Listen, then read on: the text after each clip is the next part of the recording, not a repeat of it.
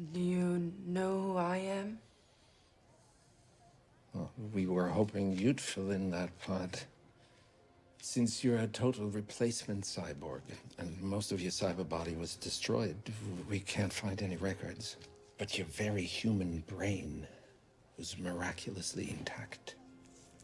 Theoretically, you should remember something. Oh, well, it's still pretty blank. No, it's completely blank, actually. I don't even know my own name.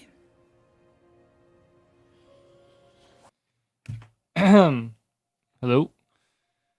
Um, wow.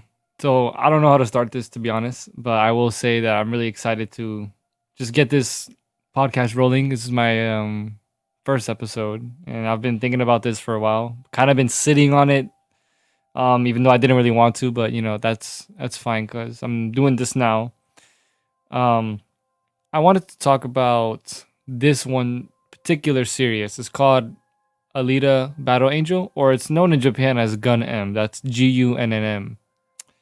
Man, I've been reading this series lately, though I started watching it. My first encounter with it was with the movie that James Cameron directed. That was my first encounter with Alita, but I did hear, because I thought it was original at first.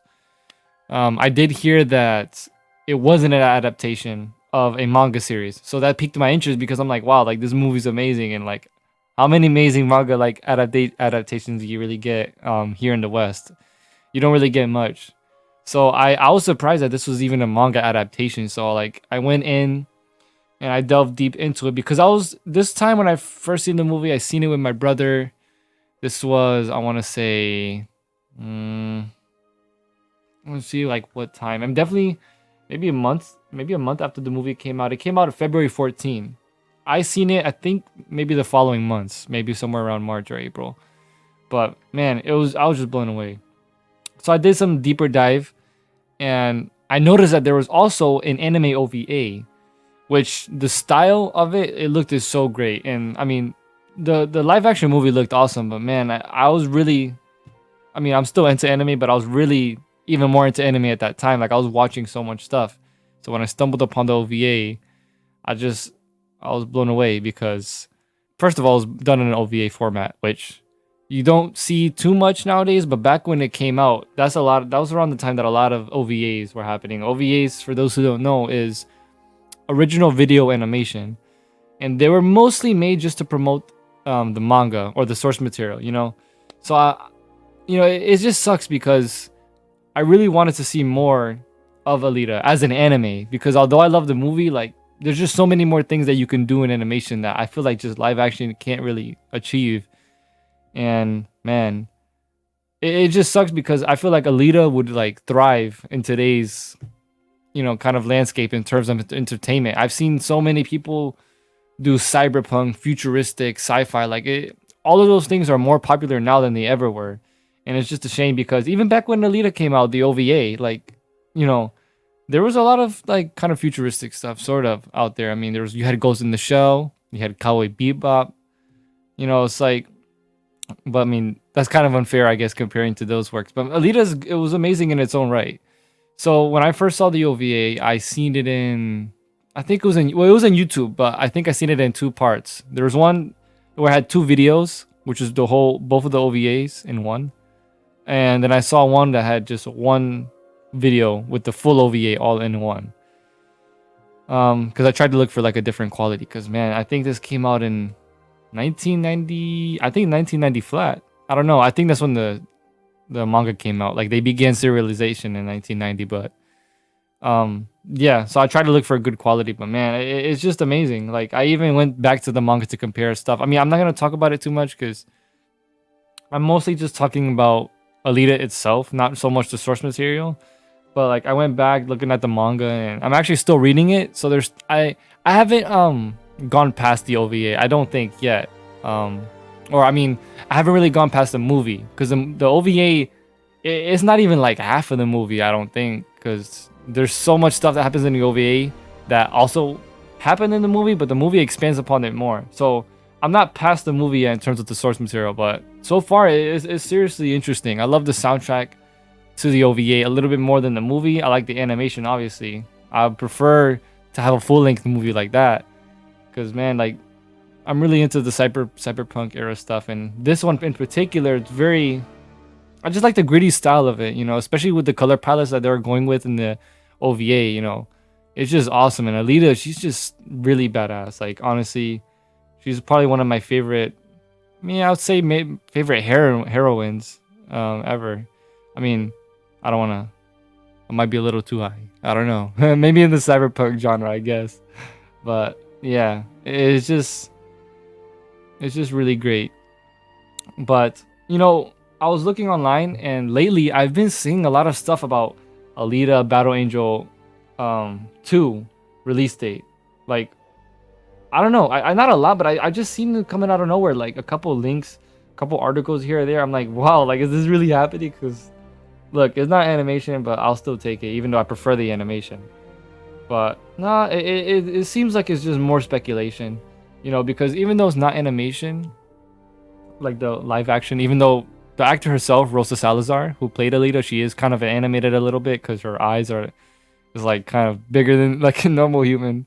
But I guess that counts for animation, sort of. Um, you know, it's just speculation. I mean, I only want the movie to be made just so more people can know it, more people can know about it. Because I don't know, when it came to Alita, I realized that people either know it or they don't.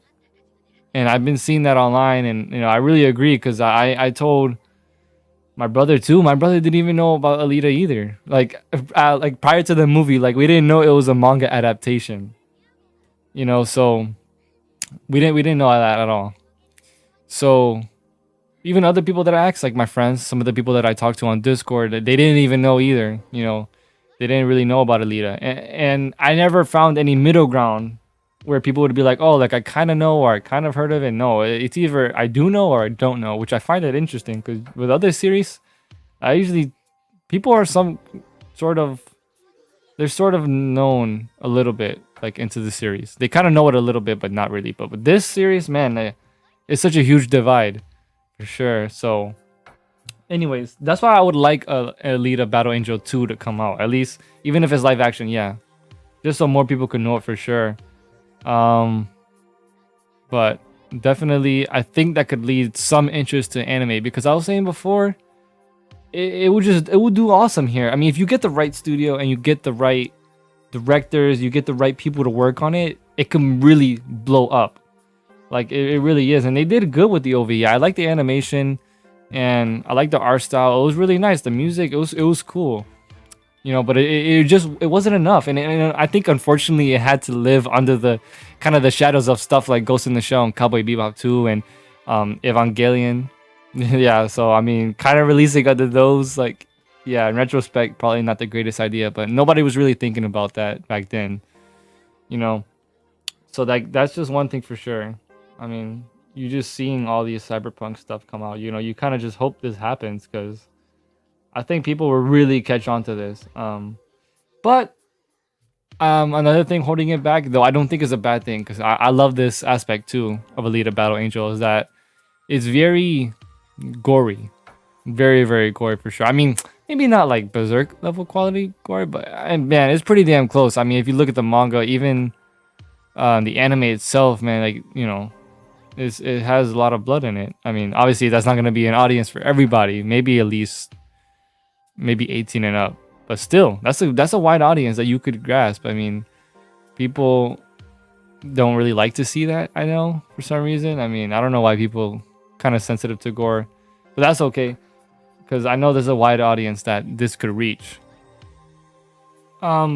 Another thing that I kind of wanted to touch upon is the history of the manga serialization. I mean, it kind of baffles me like how this thing just never ever took off. I mean, there were so many catalysts for this thing to just kind of blow off the roofs. I mean, it was making 700,000 copies a week, and that's like a lot, you know. And I know anime studios were quick to jump on it, but it didn't seem like it went very far. I know that the author, he did talk about that maybe it was too early for this thing to all happen because I guess it rose in popularity very quickly. So he said that he should have waited for a better proposal to come up. Maybe if that had happened, maybe we would have seen, more fruits of success come out of this. But, maybe jumping the gun wasn't the best idea, but it did really well. And I think it's interesting and a true testament to like maybe the kind of audience that this series had, because in Japan it didn't really sell much. To be honest, I don't know the exact numbers, but it didn't really sell that much. But it was a huge hit in America, and I feel like this series is just so tailored towards an American audience. I mean, it did the movie itself, the live action movie, it did $405 million or more in the box office. That's a big testament to just the kind of audience, especially that we have. I mean, I don't know. I mean, Japan, I'm sure Japan likes that too, but it clearly didn't do much numbers over there compared to what it did here in America. It's even more mind-boggling for me that even the publishers of Advision, which was one of the OVA publishers back in the 90s, they even said that the title was one of Advision Films' best titles, and it sold somewhere in the low six figures. And like, that's just amazing. I mean, and it was even riding off the coattails of cyberpunk stories like Akira too. So I mean, it's not like this thing was new, like a new concept. I mean, people were into it back then. Maybe it kind of shifted down a little bit, as we got into the early 2000s, but back then, it did really well. I mean, obviously, maybe not as well as as Akira or Ghost in the Shell. Obviously not, because we'd already know about Alita if that was the case. But clearly, it's had its successes. So, the one silver lining in all this really is the live action movie. I mean, people loved it. 405 million in the box office. I mean, like, that's just amazing numbers, especially for a manga adaptation, and a manga adaptation that people like at that. I mean, over here in the West, we don't really get too much amazing manga adaptations at all. So I really do hope a second one happens. And I guess that's really just my hope in all this, because I really want people to talk about this series more and just see the amazingness. And I still have to see more of the amazingness too. I mean, I'm still reading the manga.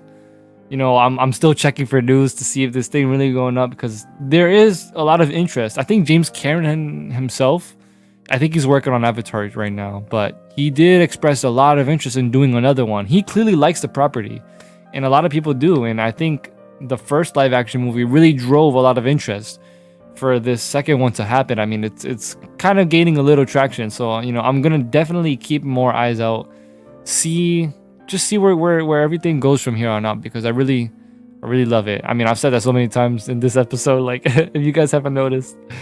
But man, I think it should be great if this thing does keep going, keeping the momentum, riding off of its success of the first live action movie. I think will do amazing, and I think people really start to see the fruits of what Alita is really about and what it can be as a really awesome action-packed cyberpunk story.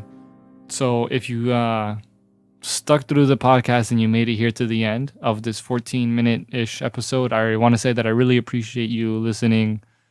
I promise in the future I will have more organized podcasts. I'll actually have a script. I had sort of a script written down, but not too much. I mean, I'm gonna have other people join me as well. We're gonna be talking about a lot of things. Definitely, we're gonna do longer episodes. Well, I am with other people or just by myself. But yeah. Okay, so right now I only have 2 social media outlets. That's where you guys can find me. You'll be able to find me on Twitter and Instagram. Both of them are The Annie Buff. That's TheAniBuff.